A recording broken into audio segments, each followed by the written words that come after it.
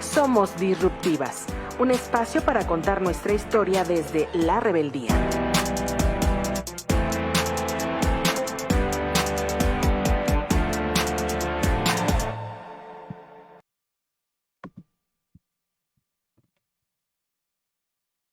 Hola, buenas tardes a todas, a todos.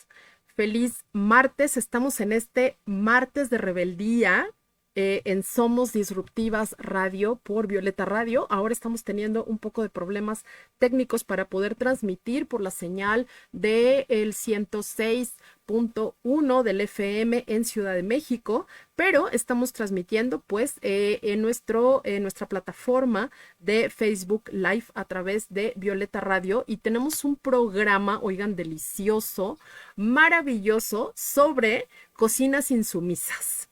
Así le pusimos al programa porque creemos que esto de las cocinas nos da muchísimo de qué hablar, muchísimo de qué discutir y muchísimo para construir. Y para este programa yo tengo una invitada maravillosa que es la arquitecta Gladys Noemí Arana López de la Universidad Autónoma de Yucatán.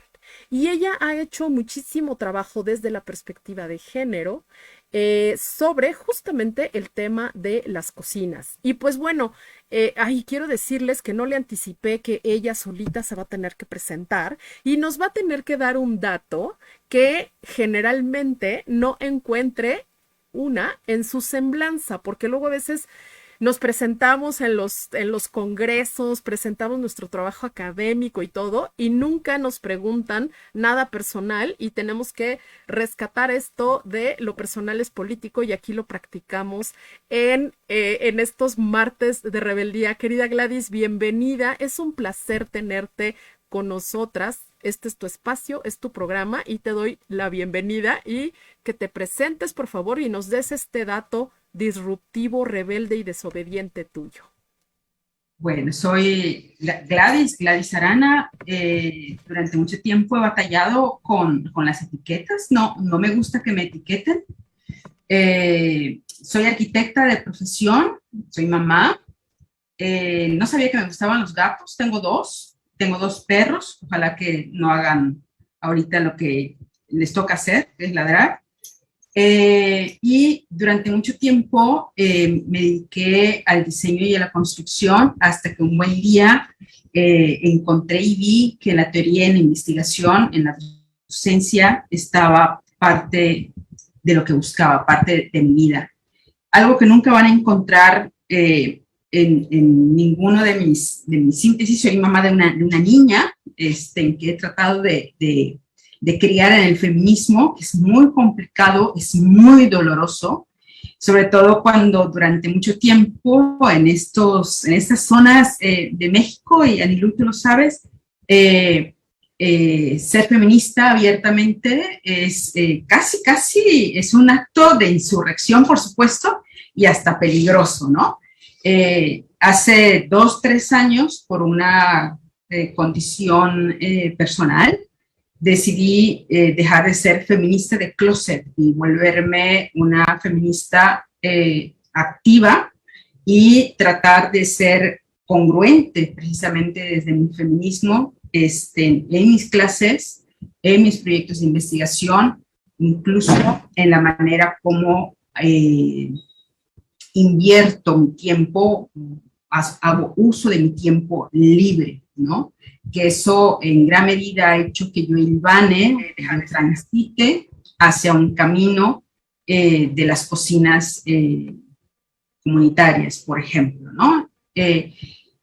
Un dato que nunca van a encontrar es, no sé, precisamente que no me gustan las etiquetas, que no me gusta que me traten de usted, jamás, y que siempre he tenido mucho miedo al fracaso, ¿no?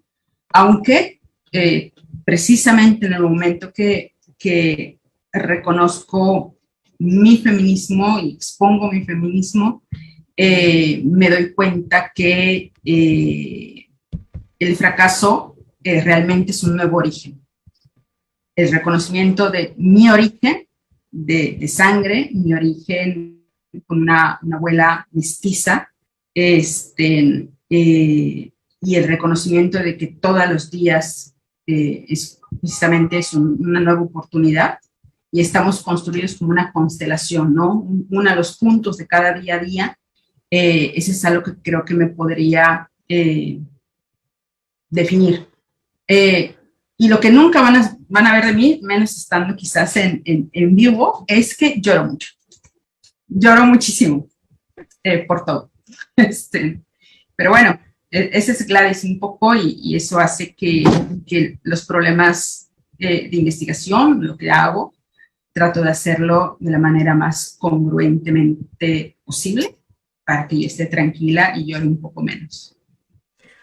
Oye, qué bonito esto que nos compartes, pero además esta es una plática íntima, una plática de amigas. Haz de cuenta que nadie nos escucha. Eso está bonito. Oye, qué bonito esto de recuperar el valor, ¿no? De las abuelas. Creo que esa es una herramienta que nos ha regalado la perspectiva feminista, la teoría feminista también, del rescate de nuestras genealogías, ¿no? Y hablando un poco de genealogías,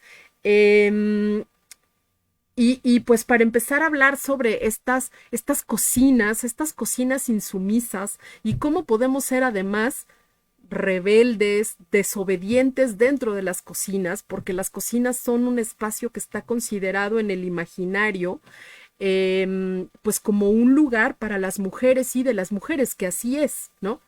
Pero se ha conservado en esta invisibilidad de lo doméstico, de lo privado, que no ha trascendido la importancia quizá de, pues que es un espacio muy, muy interesante, que puede ser un espacio de gozo, que yo lo pienso como un espacio maravilloso de creación.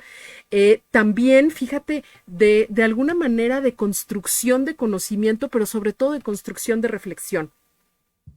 Claro. Y fíjate, en muchos sentidos, como esto de pronto que pensamos que mientras estamos cocinando, mientras estamos lavando los trastes, mientras estamos ahí solas muchas veces en este espacio, estamos pensando en miles de cosas alrededor de nosotras mismas, ¿no?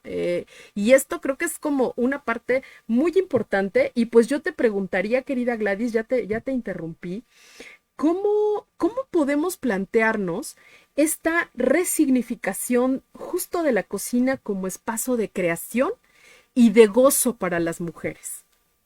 Mira, Lilu, yo creo que primero tenemos que pensar cómo fue significado, ¿no? Precisamente como este lugar, no necesariamente para todas las mujeres, sino para un grupo en particular, que a lo mejor no tenía todas las herramientas para comunicar y transmitir. Estamos hablando, por ejemplo, de estas cocinas ancestrales, ¿no? Esas cocinas probablemente incluso del siglo XIX, ¿no? Donde los recetarios, yo tengo recetarios originales que fueron escritos no necesariamente por las mujeres que cocinaban, sino por los jefes de la casa, ¿no? Ni siquiera por las señoras de la casa, por los jefes de la casa, ante esta,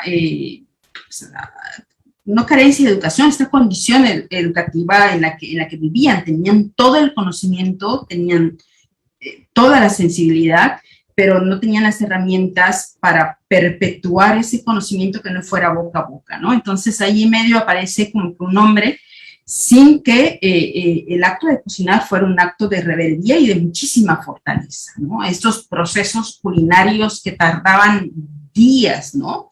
Desde corretear a la gallina, matarla, beneficiarla, en el sentido amplio de la palabra, aprovechar absolutamente todo de ella, hablaba de una fortaleza física, psicológica, de conocimientos, de responsabilidades, y se ha romantizado y se ha dicho que de muchísimo amor. Yo creo que las mujeres a lo largo de la historia son las que menos, y cobran, ¿no? Por alimentar a alguien. Cobran con amor y pagan con amor, a diferencia de el proceso de profesionalización, ¿no? De el cocinar.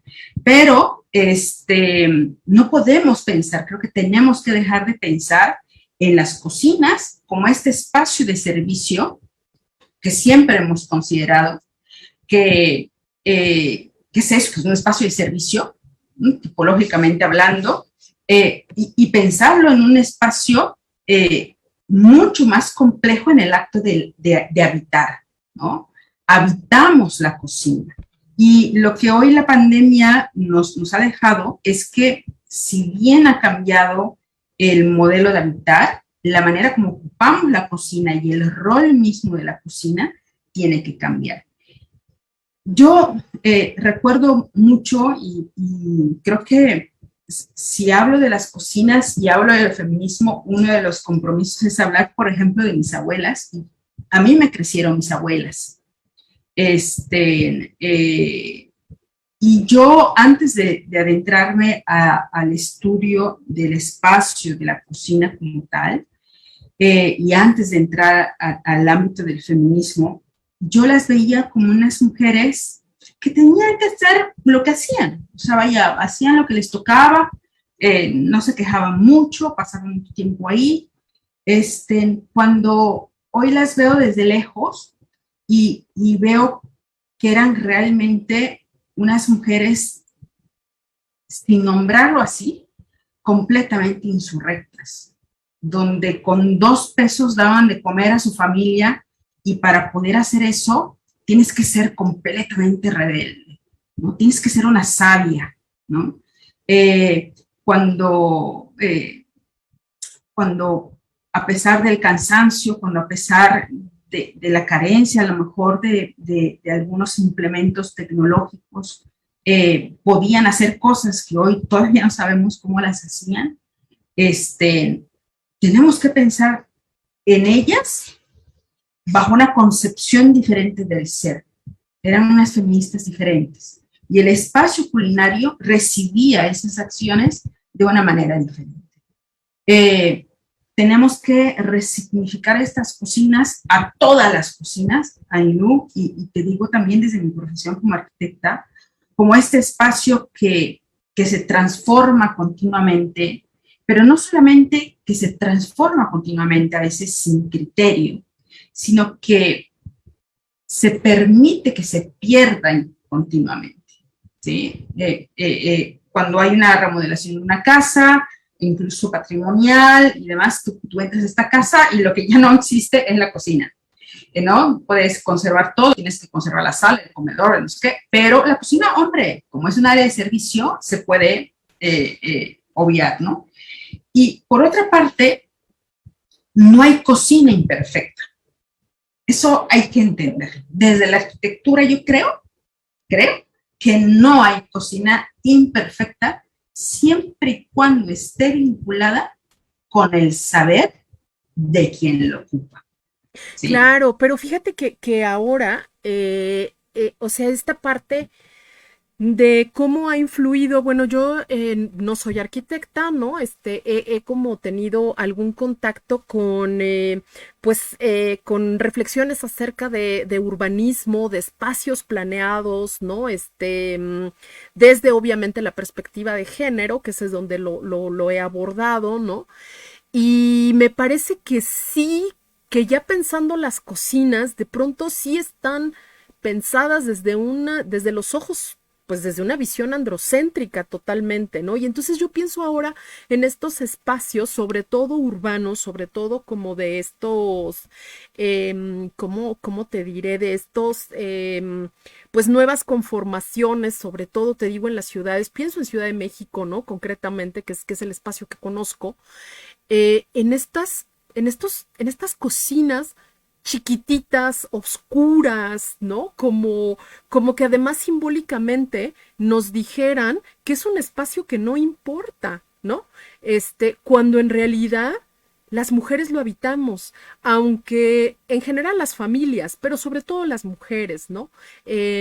También ahora las personas, los hombres, los niños, las niñas, lo que platicábamos hace un momento antes de entrar al aire, cómo de pronto pues sí creo que la visión androcéntrica ha afectado muchísimo a este espacio que es vital para toda la gente. Es decir, dices, ay, es un espacio de servicio, pues sí, pero sabemos desde la perspectiva feminista y también desde la perspectiva de género que pues la labor alimentaria es la que sostiene al sistema, es la que sostiene al mundo, es la que sostiene a los grandes capitales y a la producción. Entonces, creo que también desde ahí debería de haber como una resignificación desde la parte arquitectónica. ¿Qué nos puedes decir de eso? Tú que has trabajado tantísimo y que has reflexionado tantísimo. Mira, yo en un principio tenía como que una metodología muy rígida que pretendía entender el funcionamiento de la cocina, ¿no? Así empiezo, con diagramas, con una serie de cosas por el estilo, pero te voy a hacer una propuesta y vamos a pensar las cosas al revés. Creo que tenemos que aprovechar el momento. Bueno, para empezar, la cocina no solamente es esta condición de consumo, sino es esta condición que permite establecer vínculos familiares y perpetuados. Eso donde falla una cocina, puede fallar la familia tal cual. Eso, vamos a pensarlo al revés, Anilo, y creo que por allá, como feministas, podríamos incidir un poco más. ¿Qué ocurre cuando comemos? O sea, ¿comemos porque tenemos hambre para llenarnos o comemos porque esta acción del comer implica un juego de ida y vuelta, de respeto de nuestro cuerpo hacia lo que ingerimos y de regreso, ¿no? Seas vegetariano, vegano, carnívoro, lo que sea, simplemente un respeto, lo que decidas. Entonces, si yo quiero perpetuar, cuidar mi cuerpo a partir de la ingesta de alimentos, ¿qué ocurre realmente o qué debería de ocurrir con este espacio donde ese producto, ¿no?, que debo de cuidar, que debo de honrar junto con mi cuerpo que voy a consumir, donde ese producto es transformado? Entonces, no puede entenderse la cocina como un simple espacio de transformación, sino que debe de ser entendido como parte de un proceso de redignificación del cuerpo a partir del producto que ingerimos.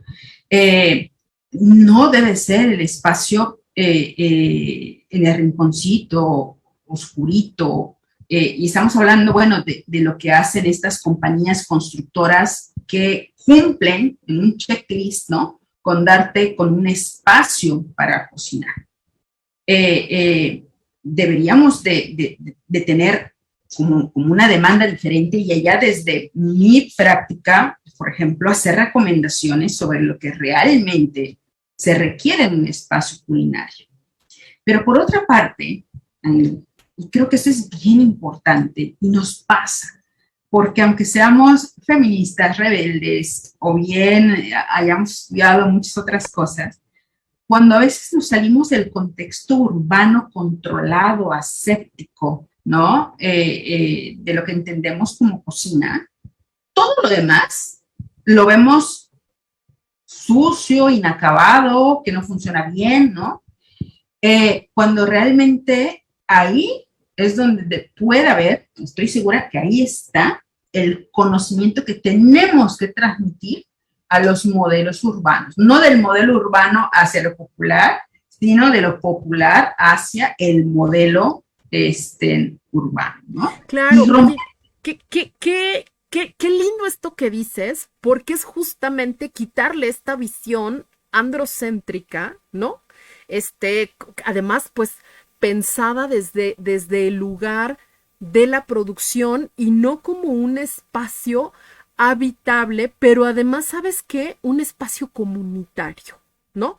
Y ahí va un poco como, y ya te dejo continuar y seguir, como un poco enlazando esto de lo que en muchos espacios también ya se habla, se platica y que tú y yo estábamos comentando antes de empezar, que tiene que ver con el rescate de los procesos comunitarios y que hoy esos espacios comunitarios que desde los ojos de nosotros, digamos, en los centros urbanos, vemos y los vemos con desprecio, hoy se están resignificando y se están integrando. Entonces, ¿cómo podemos, en tu experiencia, cómo podemos como rescatar esta visión comunitaria de los fogones, de este espacio que se da, así como tú dices, alimentario, ¿no? Maravilloso, además, lleno de saberes, de prácticas ancestrales, ¿cómo lo integramos a los espacios urbanos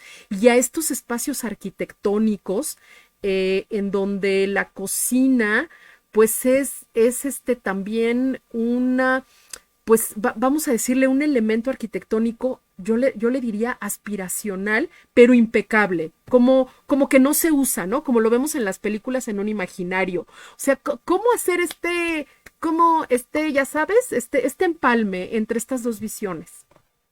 Voy a hacer referencia a un libro que me gusta mucho porque me refleja mucho a mí. Hay un libro que se llama Una habitación desordenada, que precisamente habla del hecho de cuando vamos, por ejemplo, a una casa museo, te muestran todo perfectamente bien puesto, ¿no? La pluma sobre el papel, los lentes, no sé dónde, para que veas el escritorio de quien fuera, cuando realmente la vida está en lo desordenado, ¿no? En estos procesos donde uno va dejando resabios de horas, momentos, cosas inacabadas, que hablan de un proceso cotidiano. O sea, Anilú, nadie que trabaje tiene un proceso voy a empezar a las 8 y termino a las 9 y ya no me queda ningún hilo tendido sobre la idea o sobre lo que estoy escribiendo y voy a guardar la pluma. No, o sea, hay un proceso mucho más largo que incluso habla de nuestra vida misma, de nuestro interior, ¿no? De nuestra alma. Cuando hablamos de cocinas, sí, nos vamos mucho con este imaginario de la cocina europea, que no se usa, de la película norteamericana, ¿no? En donde se cocina de una hora a otra hora, se come y los platos se lavan mágicamente. Cuando realmente el proceso del cocinar es muchísimo más prolongado, es de todo el día. Porque hablamos desde el momento que hacemos la compra, vamos y se lavan los trastes, o se dejan los trastes y te gana la hora, lo que fuera. Pero creo que además ha sido algo como que reiterativo, ¿no? A lo largo de los grandes procesos que ha vivido la humanidad a nivel histórico, la Primera Guerra Mundial, la Segunda Guerra Mundial, las crisis económicas y demás, la cocina se ha modificado, se ha ampliado, se ha vuelto más pequeña, se ha vuelto comunitaria, se ha vuelto individual. Pero, por ejemplo, el caso de la Segunda Guerra Mundial creo que es fantástico, porque precisamente ante esta carencia de los tantos hombres que mueren, ¿no? Y las mujeres tienen que asumir estos roles en la calle, al mismo tiempo que siguen siendo madres, cuidadoras, etc. Las cocinas comunitarias, en otros lugares se llaman ollas comunes, como en Argentina y demás, las crisis en Sudamérica y tal, han sido quienes realmente han permitido perpetuar a la sociedad, levantar a la sociedad. Es el hombro que permite esto, ¿no? La manera como se organizan. Independientemente del estudio que hagamos nutricional, independientemente de muchas otras cosas, el simple acto de agruparse para cuidar y levantar una comunidad es un acto de rebeldía contra un sistema que te arrojó a algún lugar, ¿no? Y hoy por hoy, en tiempos de pandemia, creo que esto ha ocurrido de nuevo. A mí, y te tengo que confesar, porque así fue, yo siempre había tratado, bueno, voy a estudiar las cocinas y hago los diagramas y estudio las tipologías, hacía los renders, todo muy, muy bonito, ¿no? Para mostrar las cocinas. En algún momento estructuré un proyecto de investigación donde pretendía hablar sobre la cocina de la vivienda vernácula, ¿no? Y lo abordé desde una cuestión mucho más fenomenológica. Y de momento, a mitad de la pandemia, por azares del destino, me dicen, oye, ¿sabes qué? Hay unas cocinas comunitarias aquí lejitos de tu casa. Le dije, oye, invítame porque yo quiero ir a verlas. Pero yo quería ir para conocer el espacio físico y estudiar el funcionamiento de las cocinas, o sea, hasta allá, ¿no? Fui un día, fui otro día, y las cocinas comunitarias, estas cocinas, que no son comedores, son cocinas, me cambiaron la vida de pandemia, y me resignificaron todo mi rol como investigadora, e incluso como feminista, ¿no? Entonces, metodológicamente digo, estoy mal, ¿no? Hay muchas otras cosas, hay muchas otras capas que no alcanzo a ver y que ahí está dando de gritos, ¿no? Esto es lo que necesito ver para empezar a recuperar y hacer propuestas que incluso, Anilú, desde estas cocinas que surgen literal de la nada, de la buena voluntad, la posibilidad de impactar política pública, impactar un reglamento, por ejemplo, de construcciones, impactar, ¿de acuerdo? Y en eso hay que trabajar. Pero sobre todo, y eso es algo que hay que tener mucho cuidado, y el feminismo nos da la herramienta, nunca anteponer nuestra idea de ser y hacer cuando vamos a observar al otro. Entonces, yo como investigadora voy y aprendo, o sea, observo diferente, aprendo, y no necesariamente les digo, les señalo, se les marca, ¿no?, cómo hacer las cosas. O sea, decolonizar incluso ese proceso de la investigación para observar la cocina es primordial. Y de esa manera rompes el paradigma, incluso a mi parecer, de hacer arquitectura. Ya sabes, esta figura del arquitecto. Y por otra parte, dignificas, das fuerza, visibilizas mujeres, conocimientos, procesos, productos. Y tu labor es acompañar. Es muy diferente. Acompañar para aprender. Hace un momento tú y yo hablábamos de esta teoría que dice que lo que ocurre en el espacio público ocurre, se reproduce y se perpetúa en el ámbito privado. Y la idea que planteamos en ese momento fue, ¿qué pasa si nosotros hoy por hoy lo hacemos al revés? Tomamos a esta condición de la cocina con una visión mucho más humanista, por supuesto, feminista, como un ámbito de paz, realmente como un ámbito de paz, y trasladamos todo lo que ocurra ahí al ámbito de lo público. Ahí es donde está la ganancia, no de lo público a lo privado, sino de lo privado a lo público. Es muy difícil, porque además hay que romper con ciertos paradigmas, con condiciones de violencia, con las condiciones económicas, y batallan todos los días para poder sostener y mantener un sistema en paralelo que siempre además es cuestionado, desde el espacio mismo hasta la acción del cocinar, ¿no? La cocina y el cocinar. Claro, y es que sí, creo que a veces, pues obviamente romantizamos, siempre además tenemos un sesgo, ¿no? Desde dónde miramos, pues también, desde nuestros privilegios, ¿no? Pero, pero esto de la cocina como un espacio de construcción, esto que platicábamos antes de construcción de paz, ¿no? O sea, de verlo desde otro lugar. Y esto que dices de la política pública me parece fundamental. O sea, imagínate que pudiéramos tener, ¿no? Como un reglamento que dijera que las cocinas deben de tener cierto porcentaje, por ejemplo, de la construcción, ¿no? O que no pueden medir menos de tanto por tanto, porque si no, no te puedes mover ahí. Y cómo sostienes el mundo desde un lugar en donde no te puedes mover, ¿no?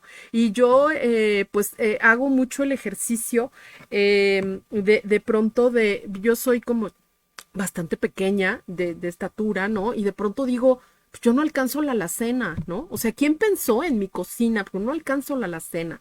Y en ese sentido también pensar en estas cocinas comunitarias, en estos fogones, además, en donde en muchas de las comunidades rurales y semirurales en nuestro país, pues son además construcción y son además un espacio en donde se comparte la vida, ¿no? En donde se platica. Y yo digo, ¿cómo integramos todo esto a los procesos de investigación, a lo que tú escribes, por ejemplo, a los congresos internacionales? O sea, ¿cómo haces esta inclusión también rompiendo estos paradigmas de los que tú misma hablas y las resistencias, ¿no? Que existen de parte del sistema, de parte de, pues obviamente de esta violencia sistémica en la que de pronto nos tenemos que mover, ¿no? Pues es todo un reto, yo creo, Gladys. Anilu, sí, por supuesto que es un reto, por supuesto que es mucho más complejo de lo que parece, porque tú tienes una formación mucho más pegada hacia las humanidades, hacia la sociología, la literatura y demás, filosofía, pero los arquitectos, por ejemplo, estamos como que en ese mundo entre lo social y lo artístico y el ego y algo más. Y cuando tú escuchas el discurso, y eso es de muchísimo arquitecto, y de gente que toma decisiones, cuando hablan de la gente, el usuario, realmente hay un conocimiento poco profundo del usuario en sí. O sea, acercarse al usuario, entender sus procesos, es muy complicado. Te voy a poner un ejemplo y creo que podríamos entender esto si lo entendemos además desde una lógica un poco más amplia. Aquí en Yucatán, como en muchos otros lugares, pero aquí en Yucatán de manera particular, tenemos un problema ancestral con el agua, ¿no? El agua no es evidente, el agua está en una superficie calcárea que produce poco, ¿no? Con productos que tienen otro proceso de aprovechamiento, y precisamente por esto, por este tipo no de carencia, sino por el sistema productivo, por la producción en sí de la tierra, la gastronomía se desarrolló a partir de una gastronomía de la carencia. O sea, hay un aprovechamiento de hocico a rabo, que además en algún momento de la historia gastronómica se malinterpretó, ¿no? No podías comer muchas cosas del animal porque el colesterol o lo que fuera, ¿no? Pero realmente el comer el animal completo es una cuestión económica y cultural. Muy bien. Y por otra parte, precisamente donde hay una cultura con cierta carencia, y el mexicano es muy así, y además una composición familiar extensa, que es lo que nos da fortaleza culturalmente, nos da fortaleza como familia, como sociedad. La comida es grande. O sea, no podemos aquí los yucatecos hacer una ollita de frijol con puerco, simplemente no te sale. Es una olla de frijol con puerco, ¿no? Que se come el lunes y hay un aprovechamiento de lo que sobra, si es que sobra, de distintas maneras, ¿no? Entonces esto vincula economía, lugar, familia, sociedad, etc. Ahora bien, ¿qué pasa si en este diseño de las cocinas no tienes ni para guardar la olla? O sea, no puedes guardar la olla. Entonces, o no tienes donde comer en familia, no tienes un lugar donde poner una vaporera para hacer nuestros vaporcitos, ¿no? Que no solamente alimentan a mi familia el fin de semana, sino que además los vendo. No hay lugar para la olla. ¿no? No hablemos de lugar para cocinar los tamales dentro de una casa. Entonces hay una falta de comprensión realmente del sujeto, pero del sujeto no cuánto mides, cuánto pesas, sino realmente del sujeto en abstracto cultural, ¿no?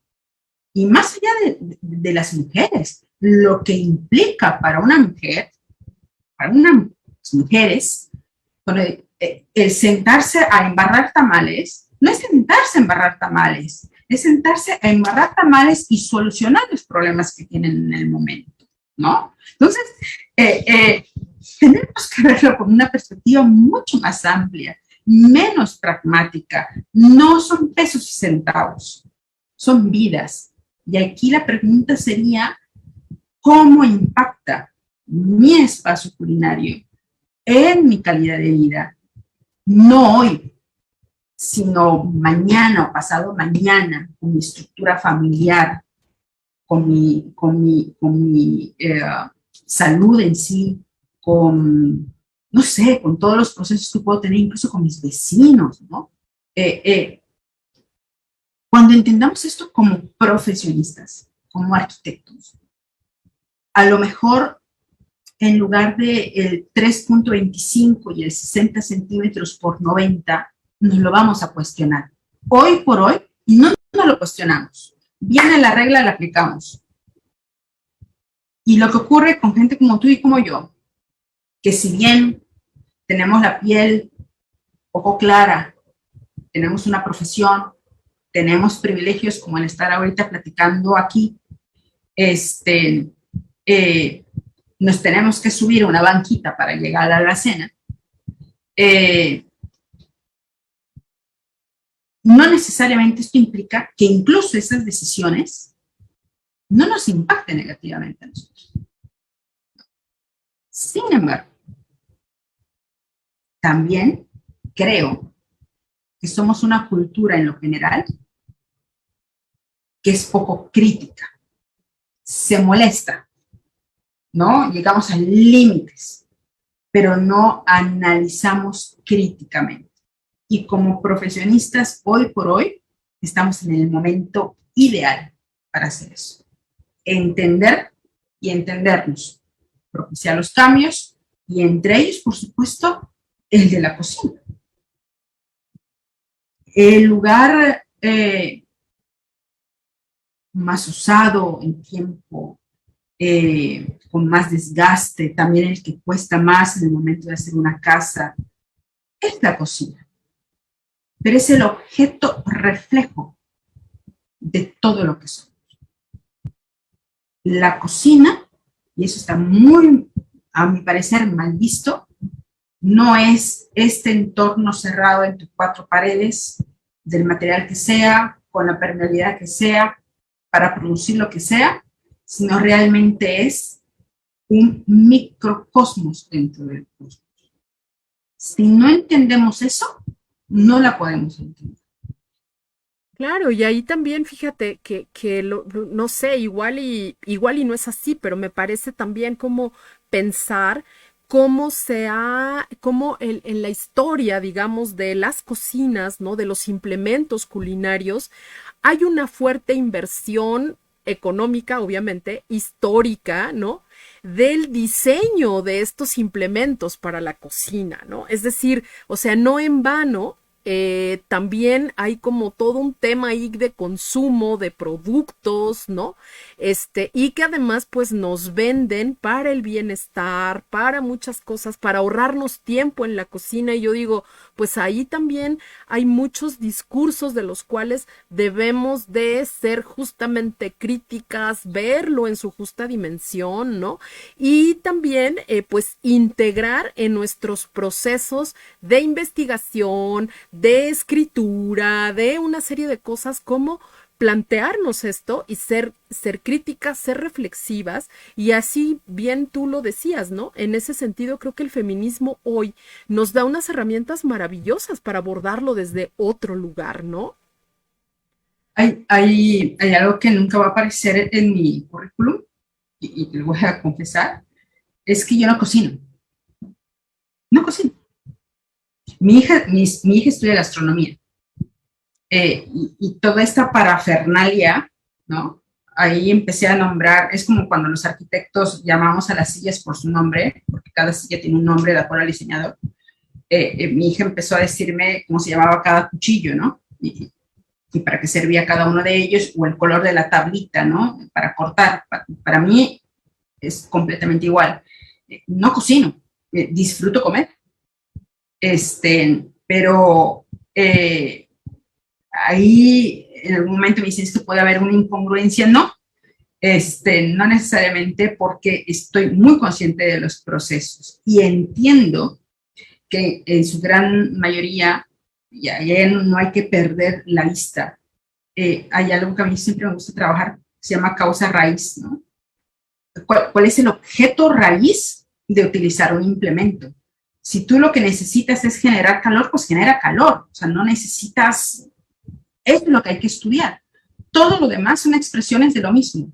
Si tú lo que necesitas es cortar, eso es lo que tienes que estudiar, y todos los demás implementos o todo lo demás es una expresión de lo mismo. Entonces, trabajar a esencia de la tecnología, si bien ha impactado también en el espacio culinario, por supuesto, deberíamos de tener esa capacidad de analizar qué es lo que nos interesa.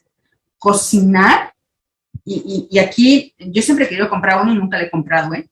Hay unas maquinitas que le pones todo y tiene como una computadorcita, no voy a decir el nombre, ¿no? Y sale el producto. Pero cocinar no es eso. Cocinar no es meter una serie de cosas, agitarlas y consumirlas. Cocinar es sentarte a picar la papa para hacer una ensalada rusa con tu familia, es sentarte a despegar las tortillas que sobraron después de que comiste en una mesa, cocinar es mi abuelo con una botella vieja de cerveza y un pedazo de papel de estraza para moler el bizcocho y hacer el pan, el empanizado. Esto es cocinar, mientras mi abuela calentaba el aceite, no meter cosas en un aparato. Entonces, busquemos la esencia, porque cocinar es convivencia. Convivencia con el otro o convivencia contigo mismo, porque bien lo dices, ¿no? Piensas, solucionas o lloras tu vida mientras estás cocinando. Entonces, este espacio tiene que ser tan tú, o con esa capacidad de adaptarse tanto a ti, que te permita desarrollar y observar tu esencia cultural, de edad, de salud, de procesos, que puedas ver a tu familia mientras estás preparando, ¿no? O construyendo comunidad, ¿no? Para mí cocinar, y te repito, y como empezamos hace un rato, para mí cocinar es en parte mis abuelas. Me acuerdo de mis abuelas, hablo de cocina, me acuerdo de mis abuelas. Para mí cocinar, y lo comparto con mi hija, si bien no lo hago, no tengo las habilidades para hacerlo como lo hace ella, es vibrar con un olor. Claro, es que esa es la esencia de la transformación del alimento. Es decir, yo digo, y se me ilumina la cara, ¿no? Porque es justo esta resignificación, ¿no? Es como retomar estos elementos fundamentales con la romantización que se pueda, digamos, contemplar y a ver ahí, ¿no? Pues hay una transformación, o sea, finalmente la cocina es química, es física, es alquimia, ¿no? Es transformación del alimento, y creo que ahí también es donde está el gozo y el poder, ¿no? De pensar que ya no nos va a dar tiempo, que te propongo que tengamos otra conversa sobre cocinas, ¿no? De estos mundos posibles que se nos plantean a partir de estos espacios que podemos como crear desde otros lugares, con otras significaciones, con el gozo, también con el sacrificio, ¿por qué no decirlo? Porque la cocina es cansada, la cocina es pesada muchas veces, ¿no? Pero que sí requiere esta resignificación como un lugar de gozo, de creación, de reflexión y de muchas otras cosas. Y también es un espacio político que ya no nos va a dar tiempo de platicarlo, porque nuestra querida Gladys se tiene que salir corriendo para hacer, pues por un tema de un examen, ¿no? Pero yo te dejo la puerta abierta, querida Gladys, para que tengamos otra conversa sobre cocinas. Creo que es algo importantísimo también agradecerles a todas las amigas que nos están siguiendo por Facebook, tanto en la plataforma de Violeta Radio, que creo que tuvimos ahí como un problema para poder transmitir por el FM, pero pues están ahí disponible, quedan ahí disponible el programa en Facebook, en Violeta Radio, y también en nuestra plataforma de Somos Disruptivas. Entonces, bueno, pues te dejo abierta la puerta, un último comentario rapidísimo para que te pueda yo liberar y pueda salir corriendo al examen. Seamos siempre insurrectas, cocinando, comiendo, transformando los espacios, apoyando a mujeres. Si bien a veces nosotros no cocinamos, apoyemos a las mujeres, seamos críticos, seamos muy responsables. Es un momento ideal para hacerlo, es un momento ideal para dignificarnos, dignificarlas, acompañarlas en este proceso. Ellas lo pueden hacer solas, pero podemos acompañar cuando hablamos a veces de cocinas comunitarias. Y esto es congruente con nuestros feminismos. Claro. ¿No? El establecimiento de redes, los acompañamientos solidarios y los reconocimientos sin mayor gratificación que el reconocimiento mismo del otro, ¿no?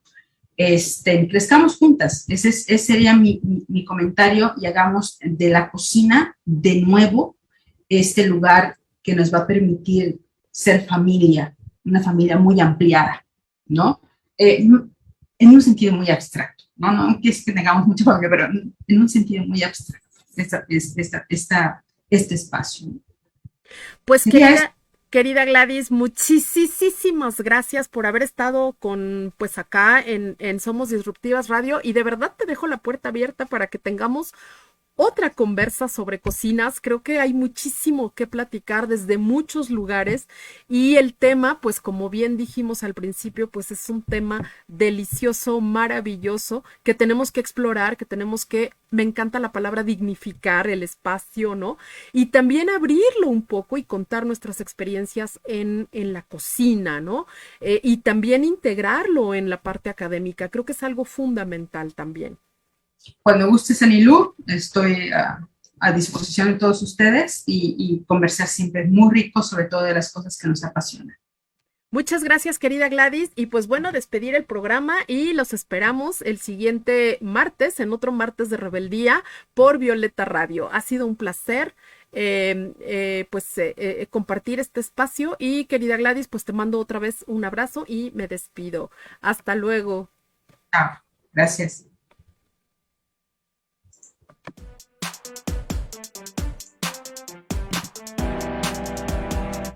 Somos Disruptivas, un espacio para contar nuestra historia desde la rebeldía.